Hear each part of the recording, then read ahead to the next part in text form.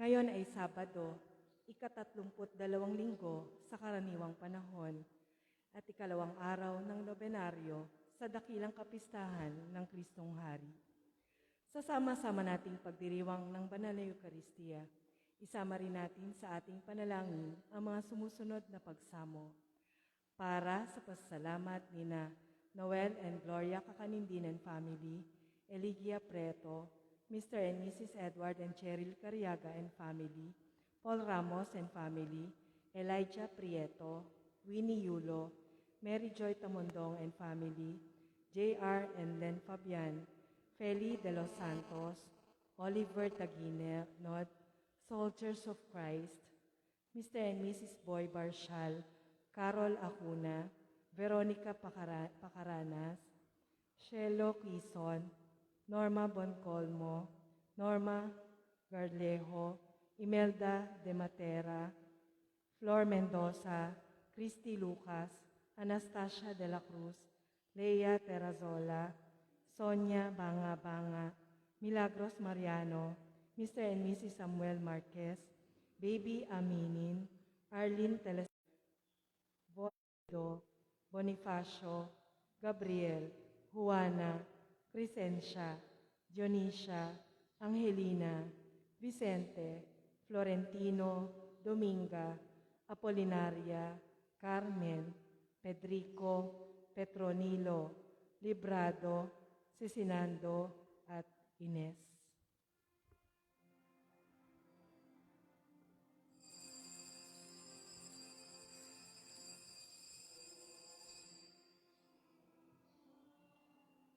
Maranatha.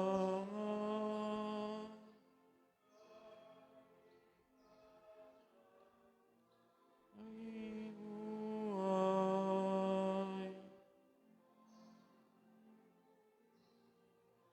Bumuhay.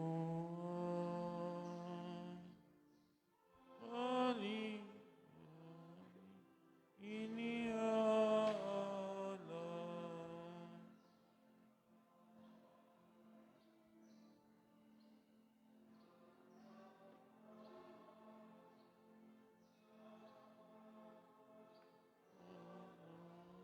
Ang buhay.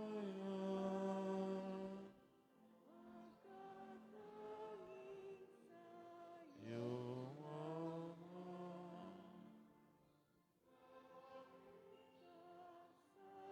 Matatagpuan.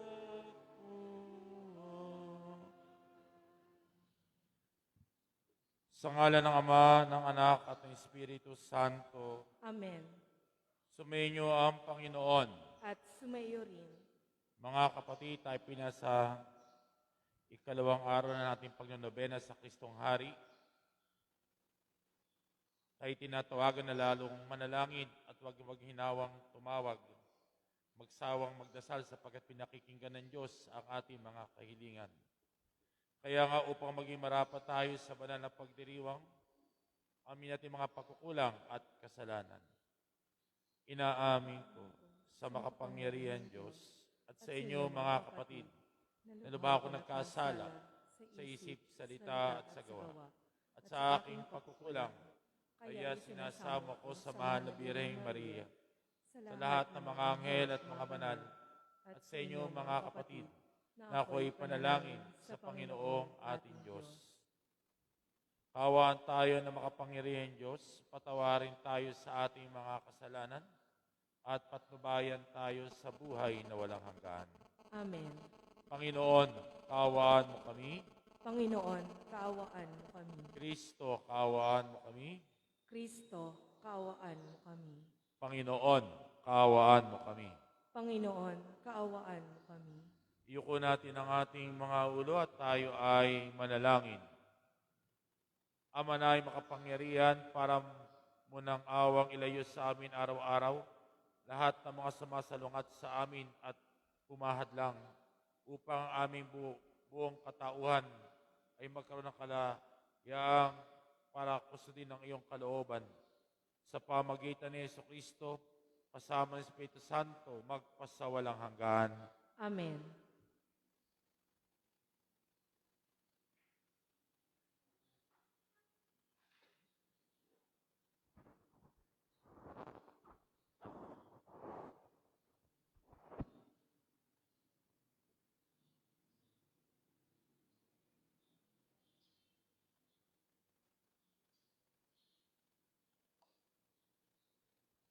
Ang salita ng Diyos mula sa ikatlong sulat ni Apostol San Juan. Mahal kong kaibigang gayo, ang iyong paglilingkod sa mga kapatid, kahit hindi mo kilala, ay nagpapatunay na tapat ka. Nagpatotoo sila sa simbahan rini tungkol sa iyong pag-ibig. At lalong mabuti kung matulungan mo sila sa kanilang paglalakbay, gaya ng nararapat sa mga lingkod ng Diyos. Sapagkat humayo sila sa ngalan ni Kristo at hindi tumatanggap ng anumang tulong sa mga di kumikilala sa Diyos. Dapat nating silang tangkilikin upang tayo'y makatulong sa pagpapalaganap ng katotohanan. Ang salita ng Diyos. Salamat sa Diyos. Mapalad siya na may takot sa Diyos na magandang loob. Mapalad siya na may takot sa Diyos na magandang loob. Mapalad ang tao na may takot sa Diyos. Siyang sumusunod ng buong alindog. Ang kanyang lipi magiging dakila, pati mga angkan ay pinagpapala. Mapalad siya na may takot sa Diyos na magandang loob. Magiging sagana sa kanyang tahanan. Katarungan niya'y walang katapusan. Ang taong matuwid, may bait at habag, kahit sa madilim, taglay ay liwanag. Mapalad siya na may takot sa Diyos na magandang loob. Ang mapagpautang nagiging mapalad. Kung sa hanap buhay siya'y laging tapat, hindi mabibigo ang taong matuwid, di malilimutan kahit isang saglit. Mapalad siya na may takot sa Diyos na magandang loob.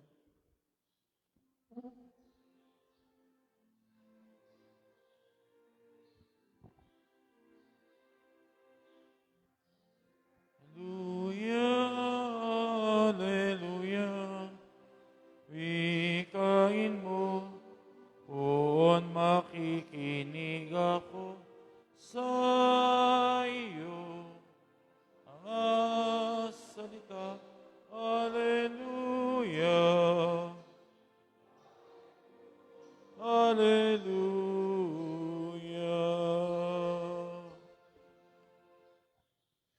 Sumainyo ang Panginoon. At sumayo rin. Ang mabuting balita ng Panginoon ayon kay San Lucas. Papuri sa iyo, Panginoon.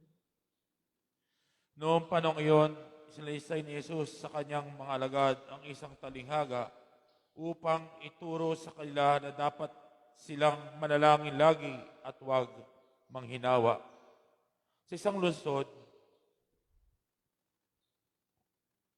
wika niya, may isang bukom na hindi natatakot sa Diyos at walang taong iginagalang. Sa lungsod ding iyon ay may isang babaeng balo na punta ng punta sa hukom at humihingi ng katarungan. Tinanggihan siya ng hukom sa loob ng ilang panahon.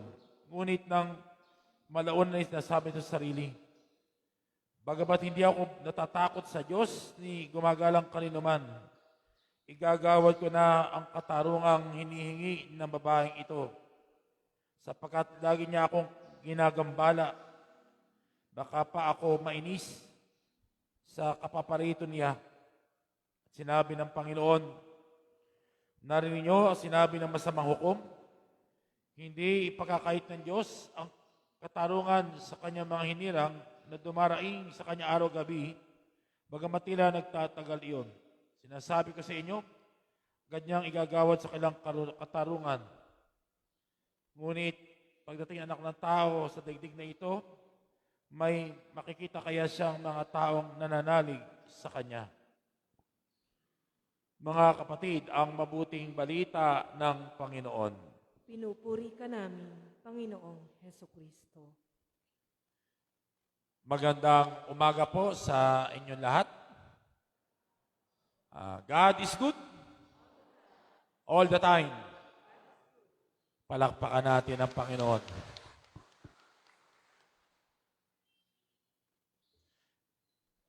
Sa atin po ngayon, tayo pinasa ikalawang araw ng ating pagnonobena sa Kristong Hari. At ano po tinuturo sa atin ng Panginoong ating Hari? Sa wakas man ng ating buhay, anumang oras na itawagin ng Panginoon, dapat tayo huwag manghinawang manalangin. Huwag tayong magsawang magdasal. Sapat pinakikinggan ng Diyos ang ating mga kahilingan.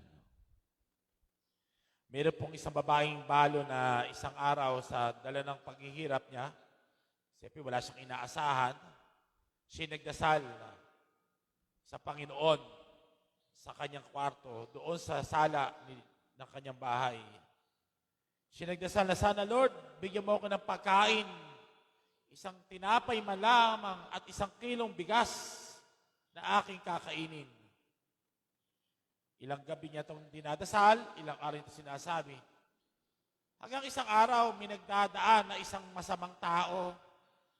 Napakinggan ang kanyang dasal na hindi naniniwala sa Diyos. Sige nga, ipaprank ko nga ito. Ako magdadala sa kanya ng bigas at tinapay. Ang ginawa niya, umakit siya sa bubong ng bahay ng babaeng balo. Hinulog niya doon sa chimney, doon sa may butas sa bubong, yung isang balot na tinapay at 1 kilong bigas. At tuwang-tawa yung balo. Naku Lord, salamat po sa biyayang ito. At lumabas siya ng bahay, kinuwento siya sa kanya mga kapitbahay, na siya pinadala ng Diyos ng tinapay at 1 kilong bigas. At ang sabi nung nagdala, yung masamang taong walang kilala, kumikilala sa Diyos, sabi niya doon sa babaeng balo, ako ang nagbigay sa iyo niyan, hindi ang Diyos mo. Ako. At ang sabi ng babaeng balo, akala'y mapapahiya siya.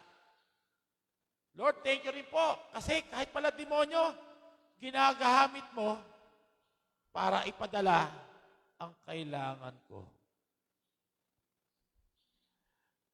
Mga kapatid, sa ating binasang Ebanghelyo, isang talinghaga ang tinuro ng Panginoon upang sinasabi, huwag tayong manghinawang manalangin. Isang babaeng balo, araw-gabi nagpupunta sa masamang hukom na hindi na kumikilala sa Diyos, walang kinatatakutan. Pero sa bandang uli, sabi nung masamang hukom, sige na nga, ibibigay ko na nga, kaysa mainis pa ako sa iyo. Ang sabi sa atin, kasi lagi niya akong ginagambala, baka pa ako mainis sa kapaparito niya. Ano ang gustong ituro rito? Kung isang masamang hukom na to ay nagbigay ng kabutihan, ang Diyos pa kaya na napakabuti? Pakikinggan niya ang inyong kahilingan.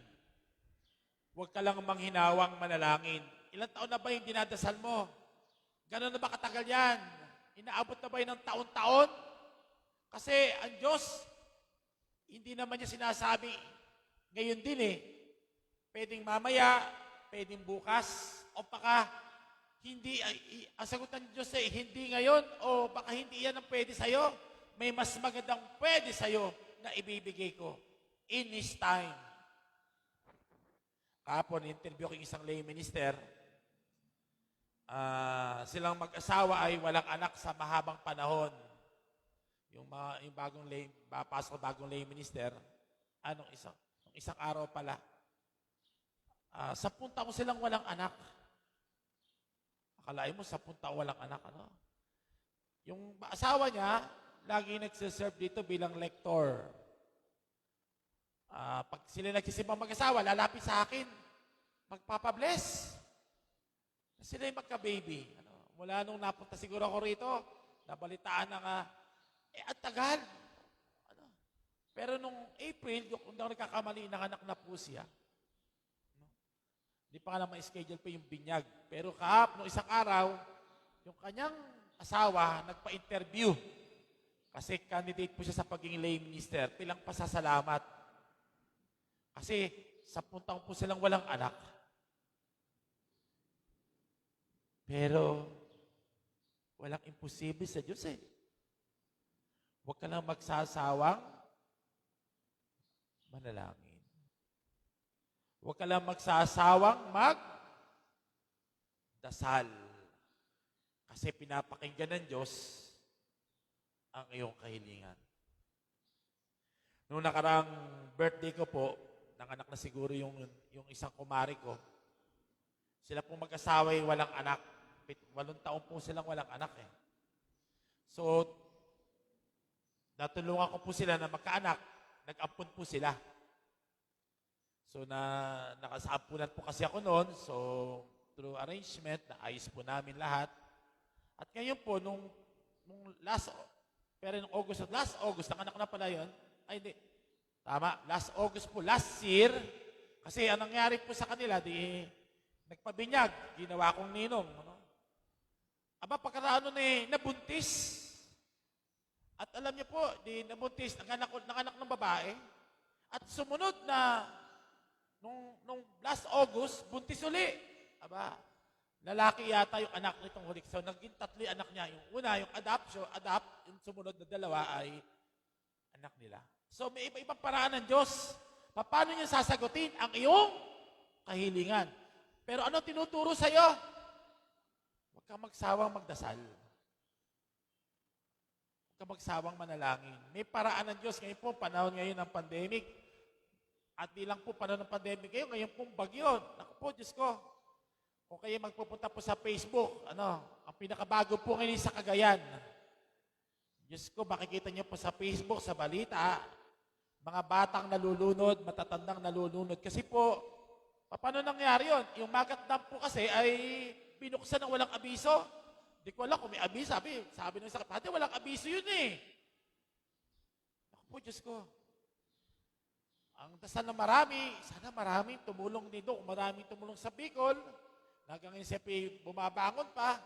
Ngayon po ang panibago nating ipagdadasal ay itong mga nasa Cagayan at Isabela. Kasi talaga pong kasalukuyan po ngayon ay lahat po ng gate ng ang Magat Dam, hindi Angat Magat Dam ay nakabukas po. At kasalukuyan pong bumubuga ng malalakas na tubig. Kaya nga po, sa kanila po nandoon, tayo magdasal para sa kanila at hipuin ng Panginoon ng mga taong magpapadala ng mga rescue. Kailangan po nila ng rescue ma-rescue nga po sila. Kung di po kaya ng kailang ng gobyerno doon, paano sa ng national government ay talaga namang makalampag natin sa ating mga panalangin. Alam nyo, may paraan ng Diyos sa lahat ng ito. Maaari siguro makita natin bakit nangyari yun. Mag-isa buhay natin, may tatanong natin, bakit nangyari sa akin to? Lagi naman ako nagdadasal. Lagi naman ako nananalangin. Hindi naman ako nakakalimot sa Diyos. Pero bakit dumadaan sa akin ang mga dagok ng buhay? Pero kahit ano pa ang pinagdadaanan natin, katulad ng babaeng balo, walang ibang inaasahan kundi ang Diyos. Hindi siya nang hinawang lumapit sa masamang hukom at sa kanyang katyagaan, pinakinggan ng masamang hukom ang kanyang kahilingan. Ang Diyos ay hindi masama, puno ng kabutihan. Kung masamang hukom ay ganun na lamang ang ginawang pagtugon, ang Diyos pa kaya? Kalampagin natin ang langit sa panahon ito ng pandemic. Kalampagan natin ang langit sa panahon ito na may mga dumadaan niya sa mabigat na pagbaha.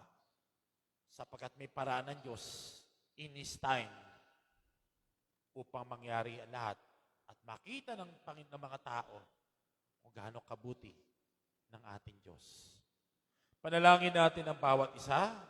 Panahon ito para ipagdasal ng mga kaluluwa sa purgatorio. Higit ang mga nasalanta ng bagyong pumanaw at patuloy pa rin masasalanta dala ng baha, na kailang mga naulilang mga pamilya ay makita pa rin ang pagmamahal, ang paghawak ng Diyos sa panahong ito.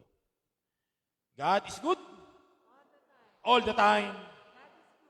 Palakpakan natin ang Panginoon.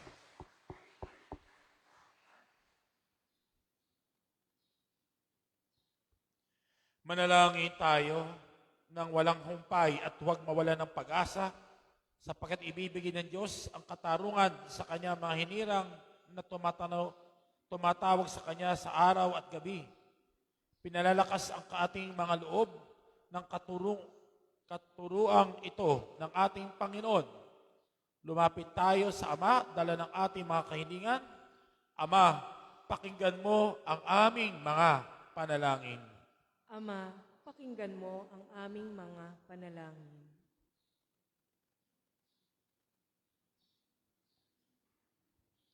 Ang simbahan sa pamamagitan ng kanyang mga lingkod, naway maging masigasig sa gitna ng mga pagsubok at pagdurusa at huwag mawala ng tiwala sa pagpapahayag ng Ebanghelyo.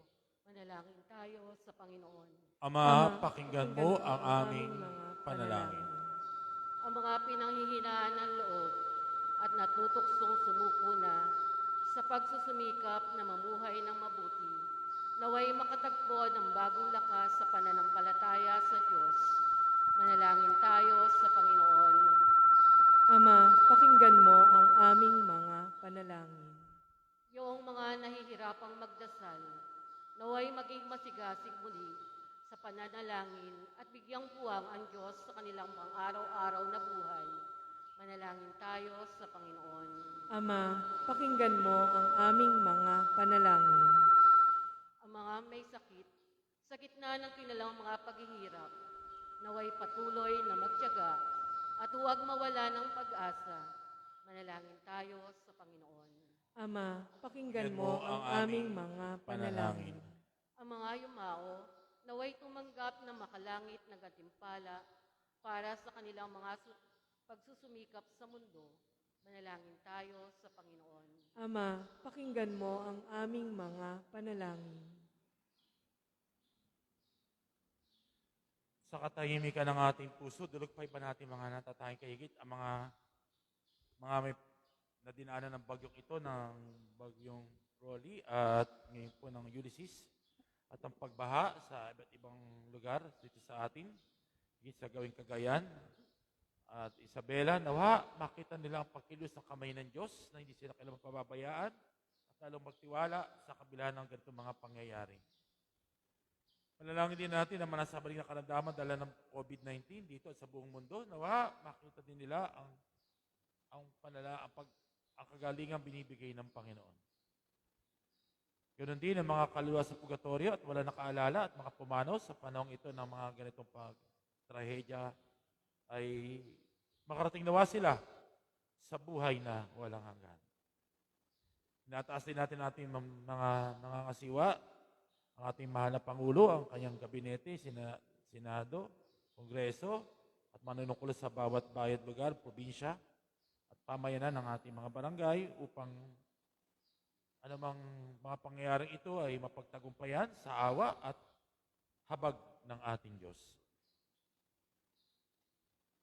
Ama namin nasa langit, pinagkakatiwala namin sa iyo ang aming mga pangangailangan. Ipakita mo sa amin ang paraan ng pananalangin. Walang humpay upang kami ay maging kaisa mo. Hiniling namin ito sa kay Kristo ang aming Panginoon. Amen. Amen.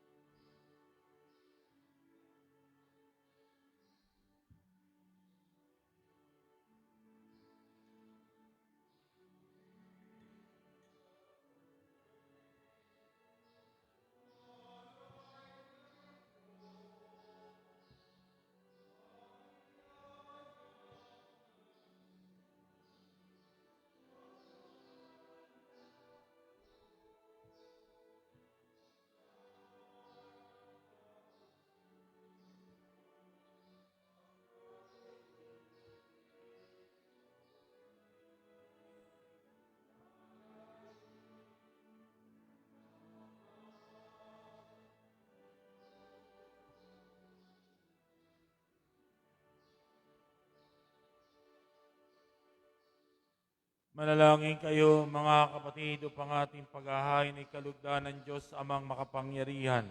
Tanggapin nawa ng Panginoon itong paghahain sa iyong mga kamay, sa kapurihan niya at karangalan sa ating kapakinabangan at sa buong sambayanan niyang banal. Ama naming lumikha, kalugdan mo at paghahain ng mga natitipon dito upang aming ginaganap na pag-aalay ng sarili ng anak mo, ay aming pakinabangan sa kanyang pamamagitan kasama sa Espiritu Santo, magpasawalang hanggan. Amen. Sumayin niyo ang Panginoon. At sumaiyo rin. Itaas sa Diyos ang inyong puso't diwa. Itinaas na namin sa Panginoon. Pasalamatan natin ang Panginoong ating Diyos. Marapat na siya ipasalamatan. Ama namin makapangyarihan, tunay ngang marapat na ikaw ay aming pasalamatan. Nasa aming buhay, pagkilos at pag-iral, sa pamin-araw-araw, tinatamasa namin na iyong pagmamahal.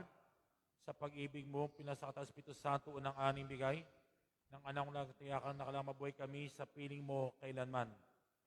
Kaya kaisa ng mga anghel na nagsisiawit ng papuri sa iyo, na walang humpay sa kalangitan, kami nagbubunyi sa iyong kadakilaan. Santo, Santo, Santo, Panginoong Diyos ng mahukbo, napupuno ang langit at lupa ng kadakilaan mo. O sana sa kaitaasan, pinagpala ang naparirito sa ngalan ng Panginoon. O sana sa kaitaasan.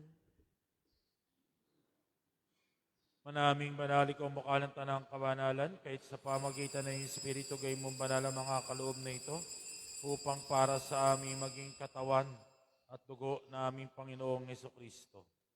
Bago niya pinagtiisan ng kusang loob na maging handog, hinawakan niya ang tinapay. Pinasalamatan kaniya, pinagati-hati nabot sa kanyang mga alagad at sinabi, tanggapin niyo lahat ito at kanin ito ang aking katawan na ihahandog para sa inyo. Panginoon ko at Diyos ko. Gayun din naman nung matapos ang hapunan, hinawakan niya ang kalis, muli kanyang pinasalamatan. Inabot niya ang kalis sa kanyang mga alagad at sinabi, tanggapin niyo lahat ito at inumin ito ang kalis ng aking dugo ng bago at walang hanggang tipan. Ang aking dugo na ibubuhos para sa inyo at para sa lahat. Sa kapagpapatawad ng mga kasalanan, gawin ninyo ito sa pag-alaala sa akin. Panginoon ko at Diyos ko. Ipagbunyi natin ang misteryo ng ating pananampalataya. Si Kristo'y namatay, si Kristo'y nabuhay, si Kristo'y babalik sa wakas ng panahon.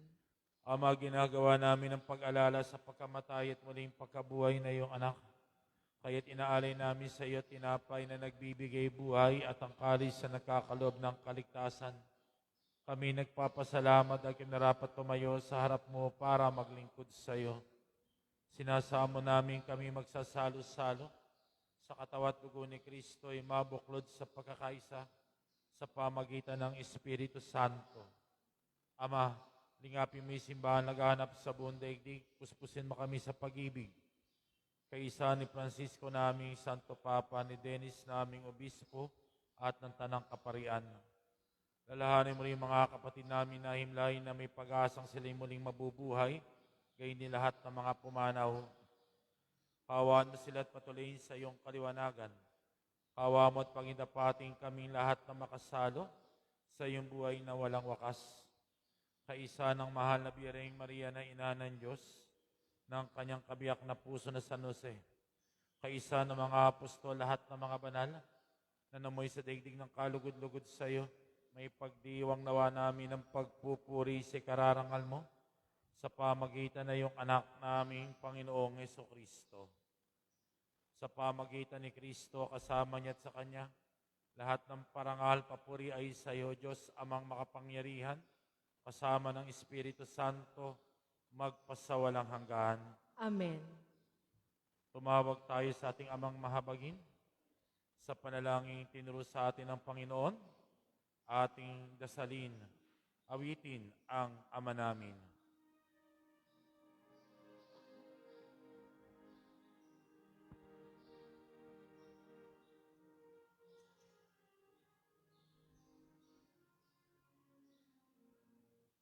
Ama namin, sumasalangit ka, sambahin ang ngalan mo.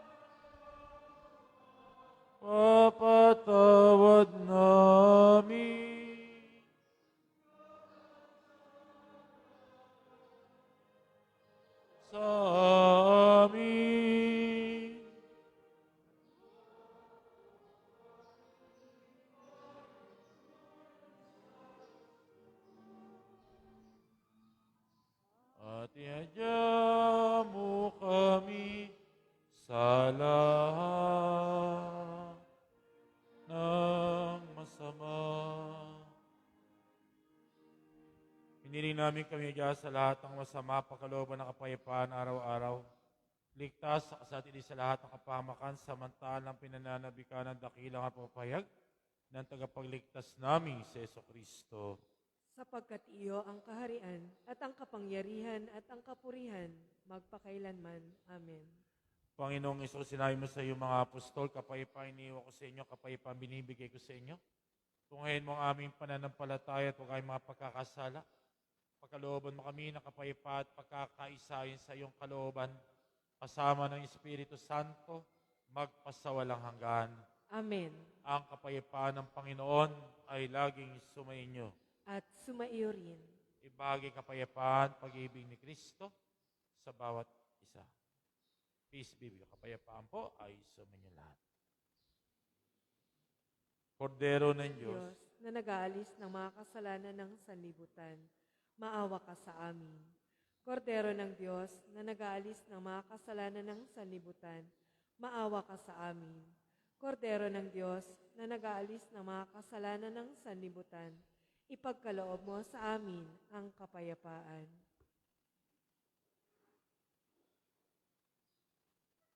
mga kapatid, ito kordero ng Diyos na nag-aalis ng mga kasalanan sa libutan, tumatawag sa ating itaas natin sa Kanya.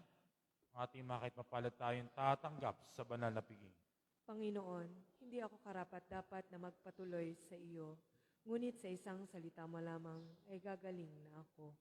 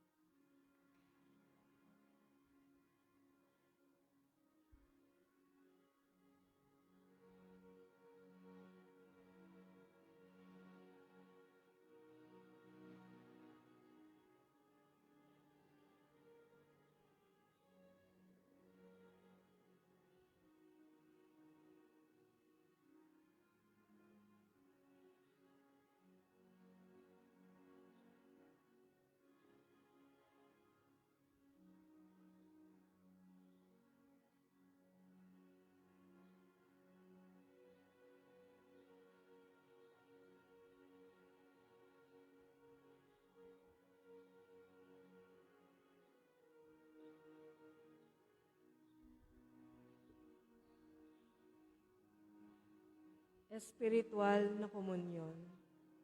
Panginoong Jesus, ako ay naniniwala na ikaw ay nasa kabanal-banalang sakramento.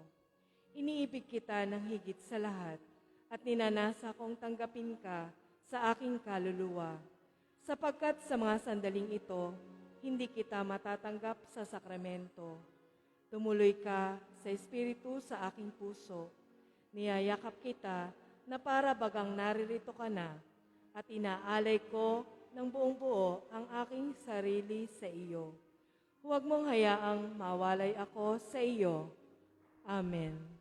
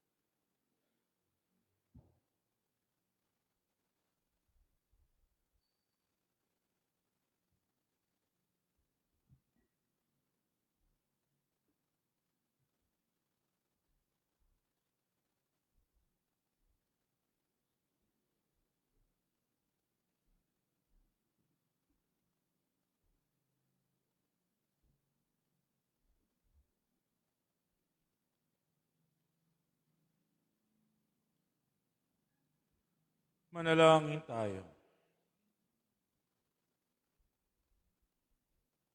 Manay mapagmahal, tinataw ng utang na loob ng banal na pakikinabang ay loob namin ang Espiritu Santo ay mag-umapaw sa kalooban namin kanyang tinitigib ng iyong kadakilaan upang ang iyong kadakilaan loob ay manatili sa aming palagi sa pamagitan ni Jesucristo, kasama sa Espiritu Santo, magpasawalang hanggan. Amen. Orasyon pirata ko ng COVID-19. Amang makapangyarihan, lumalapit kami sa iyo sa aming pangangailangan. Ingatan mo kami laban sa COVID-19 na lumalaganap sa kasalukuyan ng isa ng kamatayan. Tulungan mo ang mga nagsipag-aral sa pakalikasan at pinagmumulan ng virus na ito kung paano masugpo ang paglang sakit na dulot nito. Gabayin mo ang mga kamay-isipan ng mga eksperto sa medisina na mapaglingkuran nila na may puso kakayahan ang mga may karamdaman at sa mga sangay ng pamahalaan at mga pribadong ahensya na makatagpo ng lunas at sulisalot na ito. Sinasamo namin ang mga dinampo na sakit na ito ay mabalik sa kalusugan sa madaling panahon. Kumbiswa kami sa kabuti ng lahat at matuon lahat ang nangangailangan. Iniling namin ito sa pamagitan ni Jesucristo, kasama sa Espiritu Santo, magpasawalang hanggan. Amen.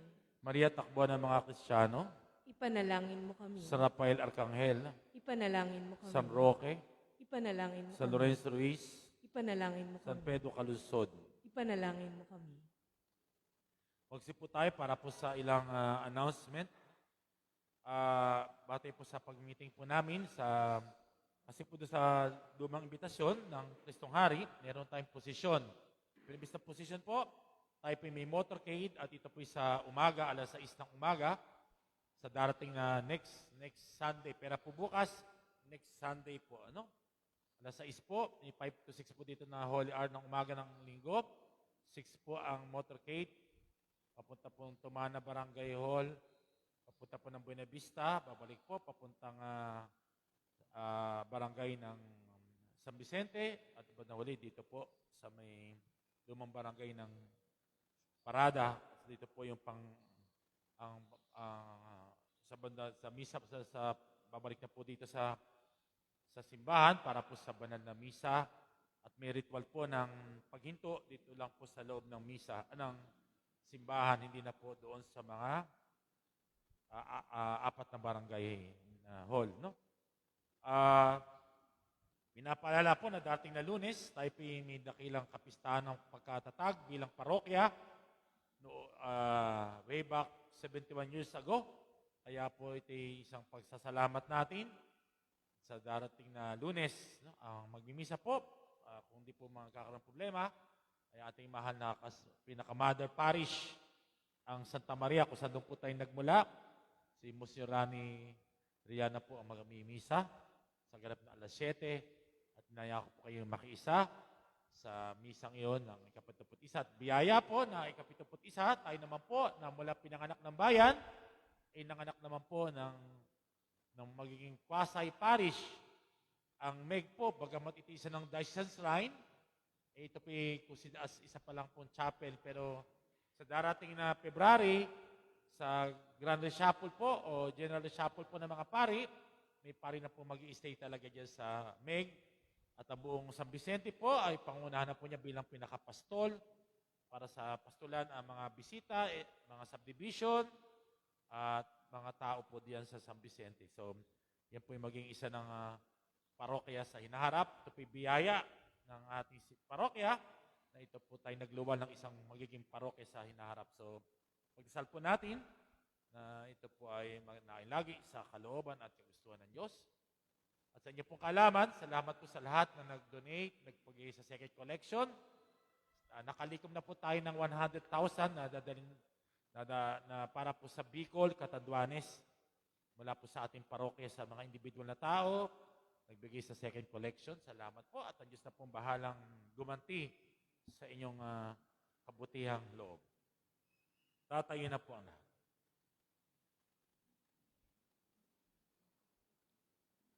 Sumainyo ang Panginoon. At sumaiyo rin. Pagpalain kayo at inyong buong pamit ang at ingatan lagi sa ngalan ng Ama, ng Anak, at ng Espiritu Santo. Amen. Amen. Humayo tayo huwag manghinawang manalangin sa Diyos na laging pinakikinggan ang ating mga dasal. Salamat sa Diyos. God is good All the time. all the time. God is good. Palakpakan natin ang Panginoon.